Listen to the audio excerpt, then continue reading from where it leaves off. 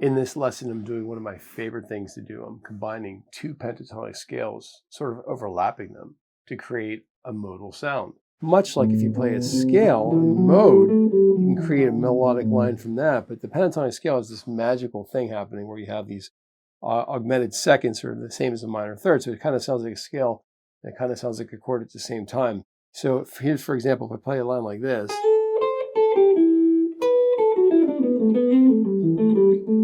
do it slowly. Here's A minor, then I went into B minor next, back into A minor, so something like slowly. That's part of this. A minor, here's B minor. Together you have. Now I could do something like this.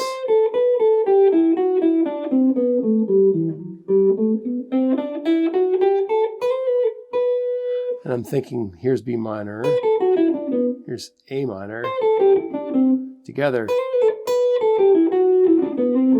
See, so I'm overlapping those pentatonic scales. It's really, really fun.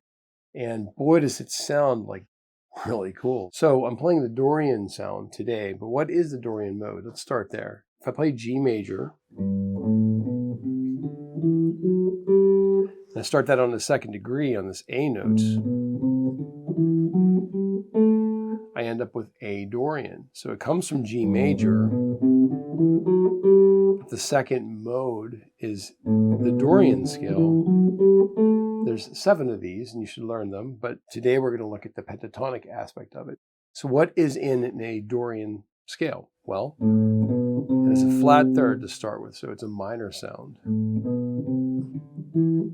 But it has this major sixth, this raised major sixth, and that's what makes it sound like jazzy. Think Santana, that sort of sound. That's a very jazzy sound there. So conceivably, I could play that scale for all of these solos, but I'm trying to do the same thing, but accomplish that with a pentatonic scale instead.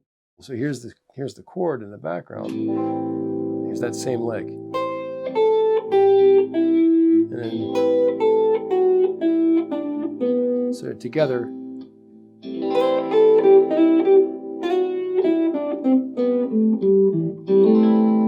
say that again.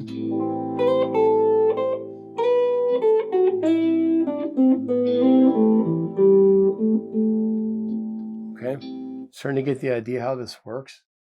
It's pentatonic sounding, but it also sounds like the mode at the same time. It's a really cool kind of hodgepodge. So what chords am I playing with my progression? A minor 7 is the 1 chord.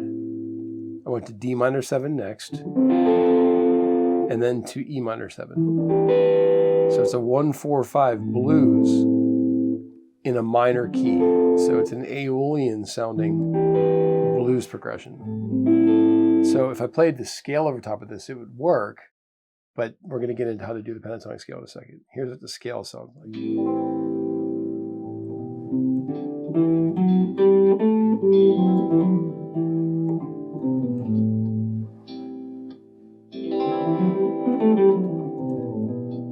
So it sounds nice and jazzy.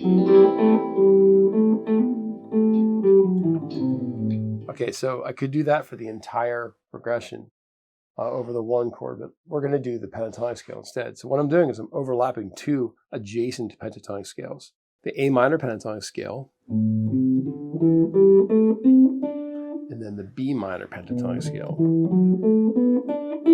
The combination of those 2 scales together is going to create our Dorian sound. It's pretty magical, actually. So that's in the Dorian scale, right?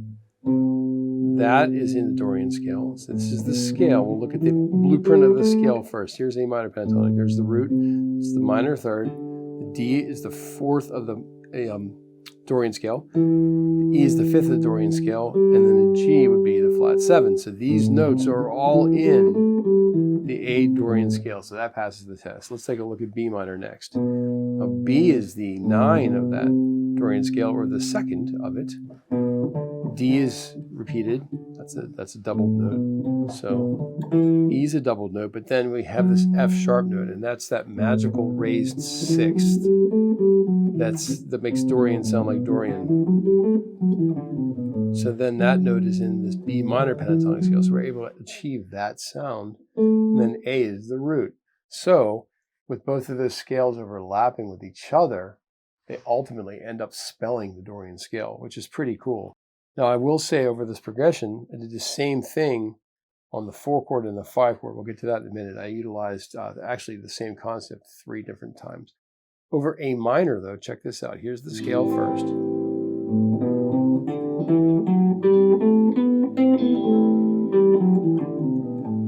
Okay, now here's this pentatonic scales overlapped.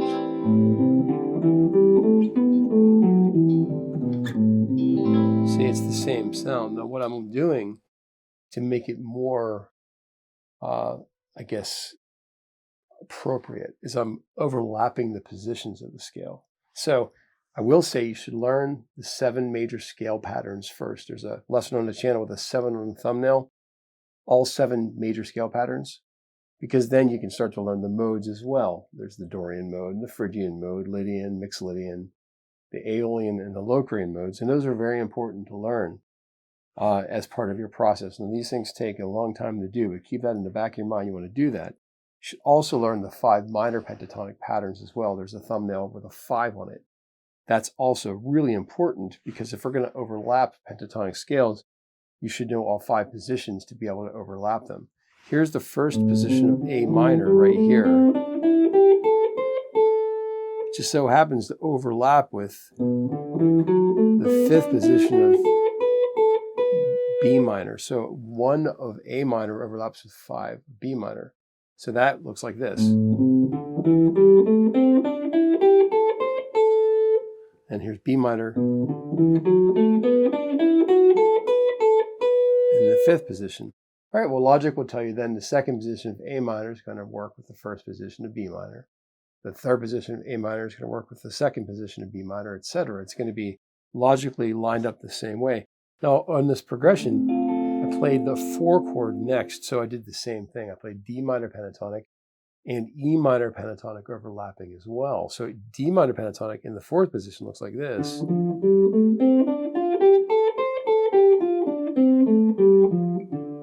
Right? And then if I play the same thing with E minor, here's E minor in the 3rd position. So they're going to overlap. So I can play D minor like this. Here's E minor. Sometimes I'll do the same shape corresponding. Like here's D minor. Here's E minor. So I'll do a line like, or pick and choose between the two.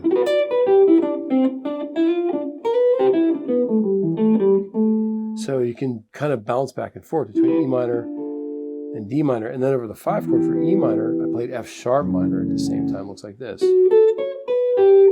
if E minor is here, F sharp minor is here. So this is the 2nd position of F sharp minor. And then here is the E minor in the 3rd position. So you really have to learn your 5 positions of the pentatonic scale to totally utilize this at its fullest extent, but it's a learning process. Start with A minor in this 1st position, then B minor in the 5th position, and do that for a while. And then you can get to the point where you add D minor in this 4th position, sequentially with E minor in the 3rd position.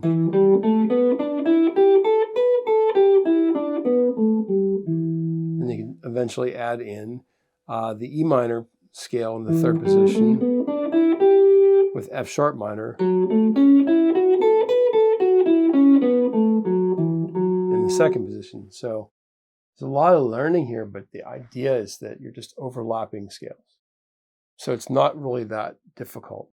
Adding the 4 chord and the 5 chord is a little more difficult. Playing just A minor alone is not so hard. So that's A minor's lick, and I'm going to go into B minor. There it is. into B minor.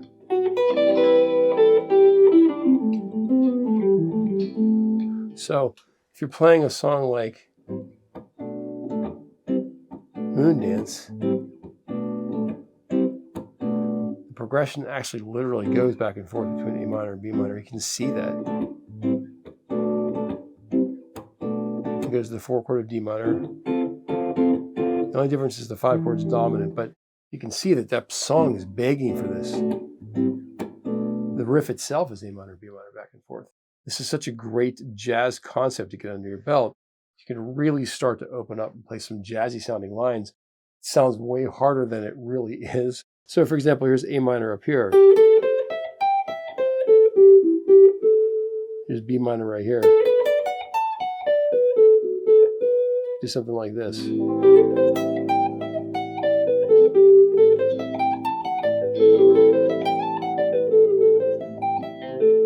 Just going to go back and forth between the two.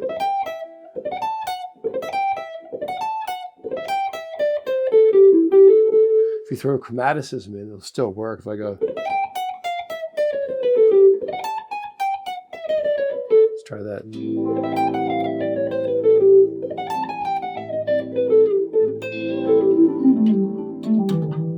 So you can kind of do your regular licks that you always play, but you can sprinkle that with the 2 positions together. So let's play with this a little bit. I'm going to kind of talk through how I'm navigating through these scales. Here's A minor. I'm going to grab a B minor note right here.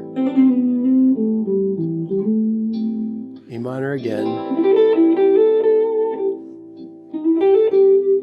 Let's grab a B minor scale here.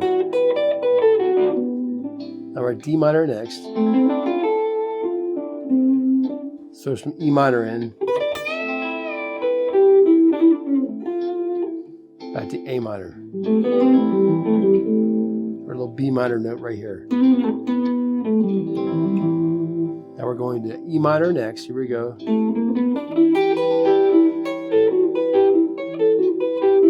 See the same thing with the 4 chord.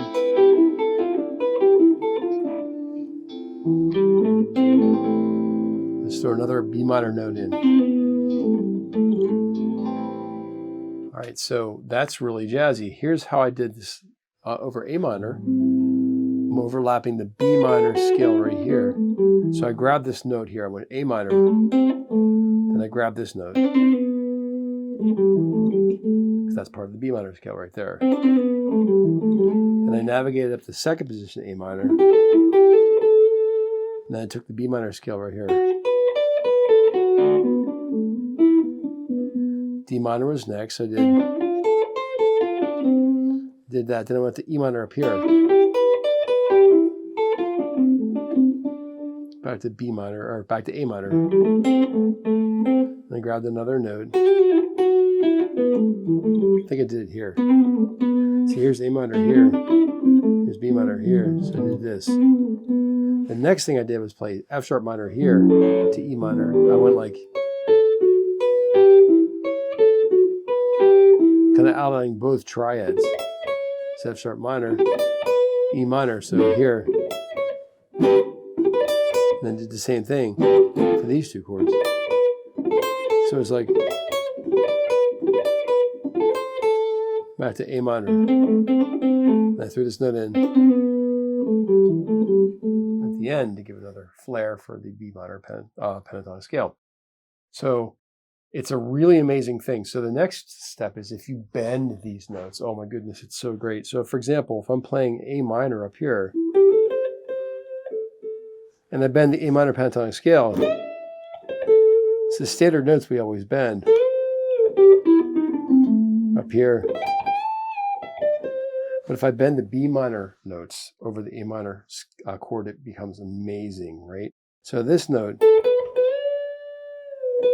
it's a step and a half of the pentatonic scale to bend that note, but I'm ending on a D. So D is the 11 of A minor. By doing that, I'm playing an 11 chord. Sounds like this. A minor 11. See, that's cool. Check it out.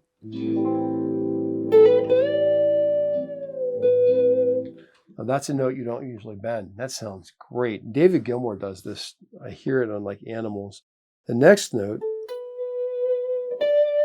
I bend of the pentatonic scale. Let's say I'm going to play this D note. I'm going to bend it up to an E, like this. So it sounds like this. Well, that's normal. We always do that one. That's not so special, right? Continuing on. If I bend this A note up, I'm going to end up on the 9 of A minor, which is awesome sounding. Check it out.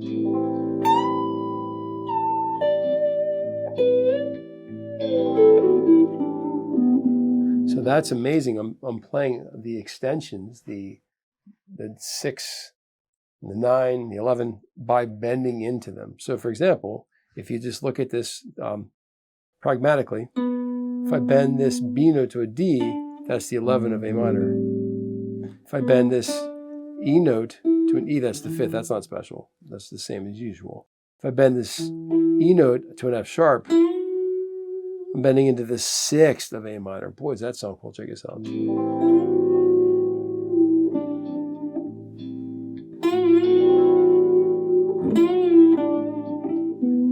I'll have to do an entire lesson on exactly what I'm talking about right now. This is so great. I'll do a lesson on just the bending of this aspect. The F sharp note to an A, that's an A minor note, but the A to a B ends on a 9. So I do this all the time. If I'm playing a song that's in A minor, if I bend the note to the pentatonic scale in B minor, it just sounds amazingly jazzy. Check it out.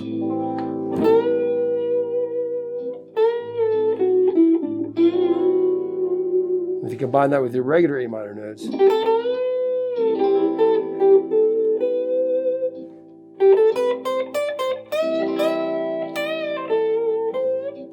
so you can play like a jazzy blues with these notes, and man, they sound great. I'll do it again. Here's B minor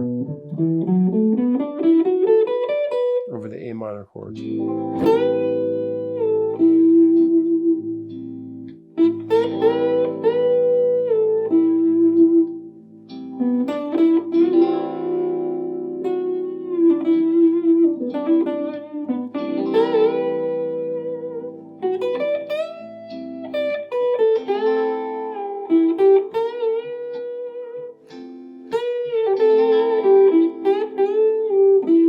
So what I was doing there is the same thing. I'm bending E minor over the D minor chord. And on the 13 or the 11. Man, geez, that is such a great sound. So what should you be practicing? The first thing is learn the 7 major scale patterns. Look for the thumbnail with a big 7 on it on this channel. And you should also learn the 5 minor pentatonic patterns as well. If you're going to overlap the pentatonic patterns, you have to learn them to be able to overlap them. Eventually, you want to learn how to play all the modes, not just the major scale, but learn how to play the 7 modes. And so the major scale is the first step to doing that. So jump in on that. You should practice A minor pentatonic in this first position, B minor in the 5th position right here. Be able to do those overlapping.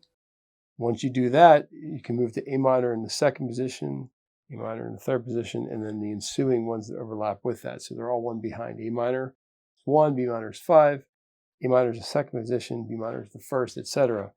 Then the next thing to practice is try to just do D minor in the 4th position, and E minor in the 3rd position. And then you can practice doing E minor in the 3rd position with F sharp minor in the 2nd position. And again, you can move those across the entire guitar neck as you progress. And then try to bend these pentatonic scales and into the chords that, like B minor bending into A minor, just sounds absolutely incredible. Or E minor bending into D minor, etc. Like kind of doing the opposite of what you would think. And you end up bending into the extensions, not the root, the 3rd, and the 5th, but you bend into the add 9, the 6th, and the sus, or as far as extensions be like the 9th, the 11th, and the 13th. Sounds amazing. So you can employ this concept kind of across the entire guitar neck. And what's the really good news is I've got probably a dozen of these that work for different sounds. This is just the Dorian version, but there's so many more that we can do as well beyond Dorian. You can do it with all these different modes and all kinds of stuff you can do with these pentatonic substitutions. It's pretty amazing. I hope you really enjoy getting some new jazzy sounds out of your guitar. It's really a fun thing to do.